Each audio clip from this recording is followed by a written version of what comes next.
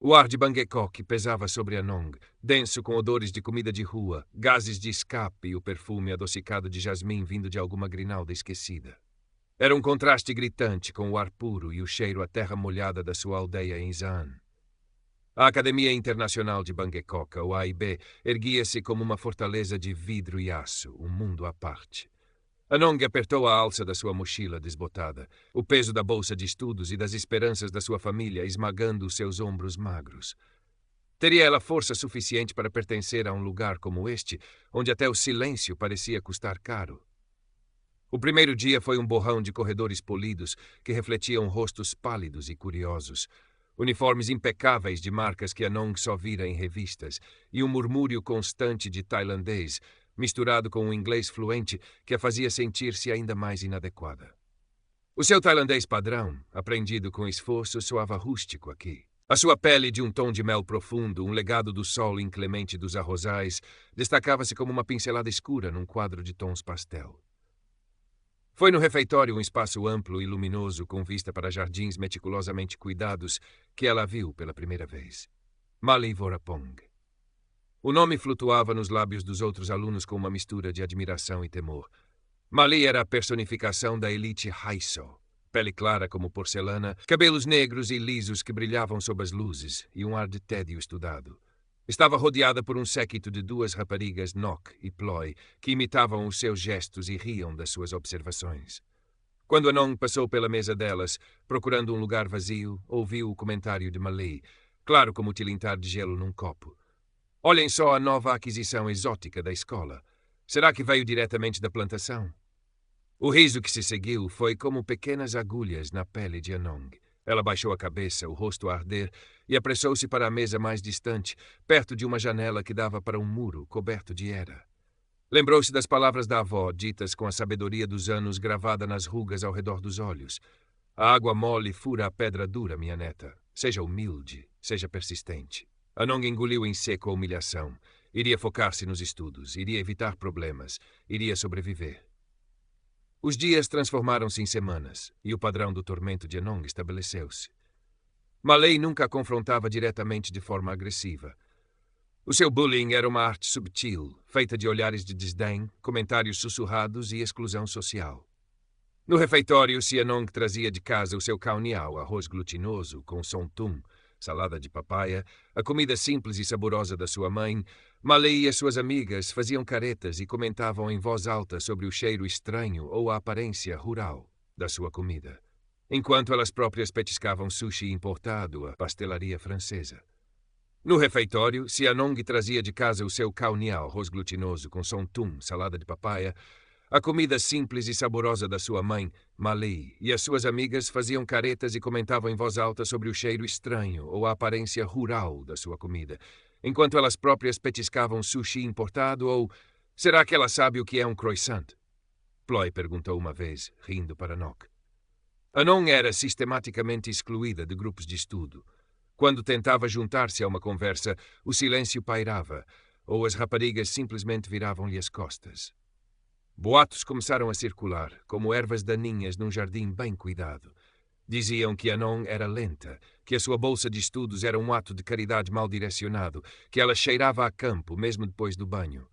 Cada palavra era uma pequena ferida, invisível para os outros, mas sentida profundamente por Anong. Ela encontrou refúgio na vasta e silenciosa biblioteca da AIB, mergulhando nos livros como se fossem um escudo.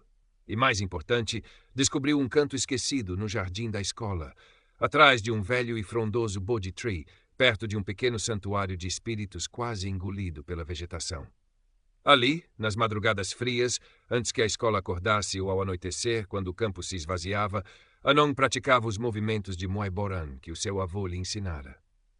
O avô, um homem pequeno, mas de uma força surpreendente, fora um lutador na sua juventude. Para ele, o Muay Boran não era apenas uma arte de combate, mas uma disciplina para o corpo e o espírito, uma forma de se conectar com a força dos antepassados. A verdadeira luta, Anong, ele costumava dizer, é interna. É contra os teus próprios medos, as tuas próprias dúvidas. Cada soco no ar, cada cotovelada precisa, cada joelhada potente, cada movimento fluido e gracioso como uma dança ancestral, Era uma forma de Anong libertar a tensão acumulada, a frustração, a tristeza. O suor que lhe escorria pelo rosto misturava-se com lágrimas silenciosas. Ali naquele espaço secreto, ela não era a rapariga da aldeia ou a bolsista esquisita. Era apenas Anong, a neta do seu avô, herdeira de uma tradição de resiliência. O ritmo dos seus movimentos, a concentração exigida, acalmavam a sua mente e fortaleciam seu espírito. Kru Prasert, o professor de cultura tailandesa, era um homem de meia idade, com um sorriso gentil e um olhar que parecia ver para além das aparências. Ele tinha cabelos grisalhos nas têmporas e movia-se com uma calma que contrastava com a agitação dos alunos. Nas suas aulas, Anong era sempre pontual e atenta, embora raramente falasse, a menos que fosse diretamente questionada. Kru Prasert notou a sua inteligência silenciosa e a sombra de tristeza que por vezes pairava nos seus olhos escuros. Um dia, depois da aula, enquanto Anong arrumava os seus materiais, Kru Prasert aproximou-se dela. Anong, ele disse suavemente, a flor de lótus nasce na lama, mas floresce pura e bela acima da água. Lembre-se disso. Ele sorriu e afastou-se, deixando Anong a ponderar as suas palavras. Não era uma intervenção direta, mas um pequeno farol de encorajamento. Foi também por essa altura que Chatri entrou na sua vida. Chatri era outro bolsista, vindo de uma província do sul, igualmente deslocado no ambiente opulento da AIB. Era um rapaz magro, de óculos, com uma timidez quase dolorosa, mas com um brilho de inteligência nos olhos. Ele também era alvo de microagressões, mais pela sua aparente fragilidade e falta de riqueza do que pela cor da pele. Ele observava Anong à distância, com uma simpatia silenciosa. Um dia, na biblioteca, quando Nok, uma das seguidoras de Malay, acidentalmente derrubou a pilha de livros de Anong, espalhando-os pelo chão e saiu rindo, foi Chatri quem se aproximou e ajudou a recolhê-los. Não lhes deis importância, ele murmurou sem a encarar diretamente. São como moscas barulhentas. Anong olhou para ele, surpresa. Foi a primeira vez que alguém na AIB lhe dirigira um olhar que não fosse de pena ou desprezo. Um pequeno sorriso tímido brotou nos seus lábios. Kop kun ka, ela agradeceu. A partir desse dia, uma amizade hesitante começou a florescer entre eles. Sentavam-se juntos no refeitório, partilhando as suas marmitas modestas e conversas em voz baixa. Descobriram que tinham muito em comum: o amor pelos estudos, a saudade de casa e a sensação de serem peixes fora de água. A presença de Chatri era um bálsamo para a solidão de Anong. Pela primeira vez, ela sentiu que não estava completamente sozinha. Malay, no entanto, não gostou desta nova aliança. A aparente indiferença de Anong ao seu bullying, agora reforçada pela amizade com Chatri, irritava profundamente. Ela precisava de reafirmar o seu domínio. A intensidade do bullying aumentou. Durante uma apresentação oral na aula de história, Malay interrompeu Anong várias vezes, questionando seu conhecimento com um tom condescendente e fazendo comentários sobre o seu sotaque. Desculpe, não percebi essa palavra. Poderia repetir mais devagar. Para nós, simples mortais, disse Malay, provocando risos abafados. Anong sentiu o sangue subir-lhe ao rosto, mas respirou fundo, lembrando-se dos treinos de Muay Boran, do controlo da respiração. Olhou diretamente para Malay e, com uma voz calma e clara, repetiu a informação, adicionando um detalhe extra que demonstrava o seu profundo conhecimento do assunto. A professora de história, uma expatriada britânica, olhou para Malay com reprovação e Anong sentiu uma pequena onda de triunfo. Mas as sabotagens continuaram. O seu caderno de notas, onde ela tinha resumos meticulosos, desapareceu na véspera de um teste importante de matemática. Anong passou a noite em pânico, mas lembrou-se de tudo o que tinha estudado e conseguiu obter uma nota respeitável, para grande desgosto de Malay, que esperava vê-la fracassar. Noutra ocasião, encontrou sal derramado sobre o seu almoço na cafetaria. Com o apoio discreto de Chatri, Anong começou a mudar a sua tática. Em vez de suportar em silêncio, ela começou a responder às provocações de Malay, não com agressividade, mas com perguntas calmas e lógicas. — Por que é que dizes isso, Malay? Perguntava ela, com uma expressão genuinamente curiosa, quando Malay fazia um comentário maldoso. — Podes explicar-me melhor o teu ponto de vista? Estas perguntas, feitas sem raiva, muitas vezes deixavam Malay sem resposta ou faziam-na parecer tola e mesquinha perante os outros. A dinâmica começava a mudar, lentamente. Houve um dia, no entanto, em que Anong esteve prestes a desistir. Malay tinha espalhado um boato particularmente cruel, insinuando que Anong só conseguira a bolsa de estudos por meios desonestos. A dor e a humilhação foram tão intensas que Anong passou a tarde no seu quarto alugado, chorando e considerando seriamente fazer as malas e voltar para a sua aldeia. Para que servia tanto esforço, se ela nunca seria aceite? Escreveu uma longa carta à avó, derramando toda a sua angústia, mas não teve coragem de a enviar. Naquela noite, o seu treino de Muay Boran no jardim secreto foi diferente. Não havia apenas a libertação da tensão, mas uma fúria fria e uma determinação renovada. Enquanto executava os movimentos, sentiu uma ligação profunda com as gerações de mulheres da sua família que tinham enfrentado dificuldades com coragem e dignidade. Uma epifania atingiu-a. A verdadeira força, aquela que o avô lhe ensinara, não era sobre ganhar lutas físicas, mas sobre ter um espírito inquebrável, sobre manter a integridade mesmo quando o mundo parecia querer esmagá-la. No dia seguinte, Kru Prazert, que parecia ter um sexto sentido para o estado de espírito dos seus alunos, abordou Anong. O festival cultural da escola aproxima-se, Anong, disse ele. Estou a organizar uma exposição sobre as diversas culturas regionais da Tailândia. Gostaria que me ajudasses. E talvez pudesses apresentar algo do Isaan. Uma dança, talvez. O convite apanhou Anong de surpresa. A ideia de se expor no palco, de mostrar a sua cultura perante toda a escola, era assustadora, mas também era uma oportunidade. Uma oportunidade de mostrar quem ela era, de onde vinha, com orgulho. Depois de uma longa hesitação e com o incentivo de Chatri, ela aceitou. Decidiu que iria apresentar uma dança tradicional da sua aldeia, uma dança que a sua avó lhe ensinara, uma dança que falava da colheita do arroz, da força da comunidade e da beleza da sua terra. As semanas que antecederam o festival cultural foram de intensa preparação. Anong ensaiava a sua dança todos os dias, aperfeiçoando cada movimento, cada expressão. Chatri ajudava como podia, pesquisando sobre a história da dança, oferecendo palavras de encorajamento. Kru Prazert observava com um sorriso satisfeito, vendo a sua confiança florescer. Mali, claro, não ficou indiferente. A ideia de Anong, a rapariga da aldeia, ser o centro das atenções, mas que por breves momentos era insuportável. Ela e as suas seguidoras começaram a planear algo. Finalmente chegou o dia do Festival Cultural da AIB. O pátio da escola estava decorado com lanternas coloridas e bandeiras. Havia bancas de comida de diferentes países, apresentações musicais e um burburinho de excitação no ar. Anong sentia um nó no estômago, uma mistura de nervosismo e determinação. O seu traje de dança, cuidadosamente guardado, era simples, mas belo. Uma saia de seda tecida à mão pela sua avó, com padrões geométricos vibrantes, e uma blusa de algodão branco. Um delicado toucado de flores frescas completava o conjunto. Nos bastidores, momentos antes da sua apresentação, o desastre aconteceu. Enquanto Anong se preparava, Mali, com Nock e Ploy a darem cobertura, aproximou-se sorrateiramente. Com um movimento rápido e dissimulado, Malay derramou um líquido escuro e pegajoso. Refrigerante, percebeu Anong mais tarde pelo cheiro adocicado, sobre uma parte do seu precioso toucado de flores e na saia de seda.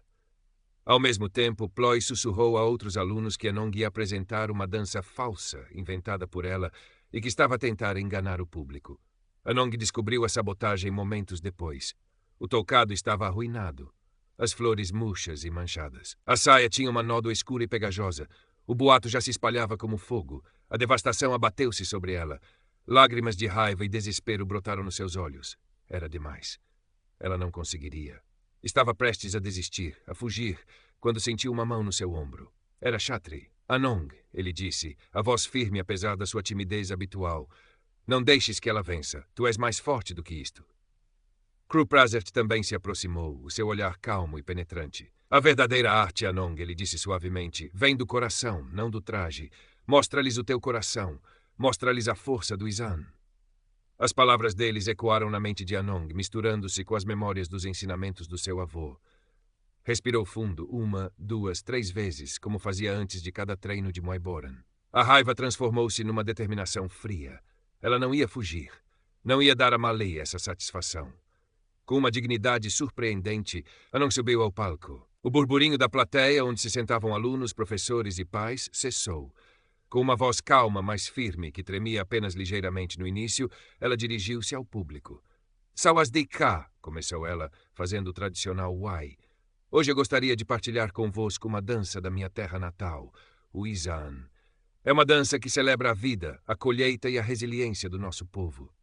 Ela fez uma pausa e depois, com uma coragem que não sabia possuir, continuou.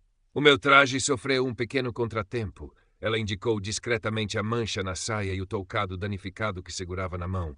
Mas a essência da nossa cultura é a capacidade de superar as adversidades, e é essa essência que quero partilhar convosco. Deixou o toucado de lado e, com um aceno ao músico, a melodia tradicional do Izaan começou a soar. Anong fechou os olhos por um instante e depois abriu-os, o seu olhar brilhando com uma nova luz. E ela dançou. A sua performance foi hipnotizante. Cada movimento era carregado de emoção. Ela adaptou a coreografia, contornando as limitações do traje danificado, e em certos momentos, de forma subtil mas inconfundível para quem conhecia a arte, ela incorporou movimentos fluidos e poderosos de Muay Boran. Não eram movimentos agressivos, mas expressões de força interior, de graça indomável, de um espírito que se recusava a ser quebrado. Os seus braços pareciam cortar o ar com a precisão de um guerreiro. As suas mãos floresciam como lótus. Os seus pés deslizavam pelo palco com a leveza de uma pluma e a firmeza de raízes profundas. A sua dança contava uma história. A história da sua avó, da sua aldeia, da beleza áspera do Izaan, da dor da exclusão, mas, acima de tudo, da resiliência e do orgulho da sua herança. Era uma performance visceral, autêntica, que transcendia a tentativa de humilhação. Quando a música terminou, Anong ficou imóvel, o peito a arfar, o rosto banhado de suor e lágrimas. Mas estas eram lágrimas de libertação. Um silêncio atordoado pairou sobre a plateia por um instante, e depois irrompeu numa ovação estrondosa. Os aplausos ecoaram pelo pátio, genuínos e entusiásticos. A autenticidade e a força de Anong tinham tocado a todos. Na plateia, Mali Vorapong estava pálida, os lábios crispados numa linha fina. O seu plano tinha falhado espetacularmente. Em vez de humilhar Anong, ela tinha inadvertidamente proporcionado palco para o seu triunfo. A maldade do seu ato, embora não explicitamente denunciada por Anong, ficou implícita para muitos, e a sua própria imagem saiu manchada. Ela tinha perdido Face de uma forma que nunca imaginara. Nos dias que se seguiram, a performance de Anong no Festival Cultural tornou-se o assunto da AIB. Muitos alunos que antes a ignoravam ou participavam passivamente no bullying agora olhavam-na com um novo respeito, alguns até com admiração. As seguidoras de Mali, Nok e Ploy começaram a distanciar-se dela, questionando a sua liderança tóxica. A popularidade de Mali, antes incontestável, sofreu um abalo significativo. Ela tentava manter as aparências, mas o seu poder sobre os outros tinha diminuído visivelmente. Kru Prazert, radiante de orgulho, elogiou publicamente a coragem e o talento de Anong. Convidou-a para desenvolver um workshop sobre dança e cultura do Izaan para os outros alunos e talvez até para ajudar a criar um grupo de intercâmbio cultural na escola. Tu tens muito a ensinar, Anong, disse ele. A tua voz e a tua arte são importantes. Anong sentiu uma nova paz e uma confiança que vinha de dentro. Ela continuava a ser a menina da aldeia, a bolsista, mas agora sabia que a sua identidade era multifacetada e valiosa. A sua amizade com Chatri aprofundou-se, tornando-se um laço de cumplicidade e apoio mútuo. Ele fora a sua primeira âncora naquele mar tempestuoso. Alguns dias depois, ela recebeu uma carta da sua avó. Anong tinha finalmente escrito, não a carta desesperada de antes, mas uma longa missiva contando tudo o que acontecera, desde as dificuldades até ao seu momento de afirmação no festival. A resposta da avó, escrita numa caligrafia tremida mas firme, transbordava de orgulho e sabedoria. Minha querida neta, escrevera ela, lembra-te sempre que a verdadeira vitória não é derrotar os outros, mas manter a tua própria integridade e a bondade no teu coração. Tu és forte como o bambu que se verga ao vento, mas nunca se quebra. És bela como o lótus que floresce imaculado. Continua a ser quem tu és. Anong dobrou a carta com cuidado, guardando-a junto ao coração. Olhou pela janela do seu quarto, para o céu de Bangkok, que já não lhe parecia tão opressor. A sua luta na AIB não tinha terminado completamente. Os preconceitos não desapareciam da noite para o dia. Mas agora ela tinha as ferramentas para enfrentar os desafios. A sua arte, a sua inteligência, a sua força interior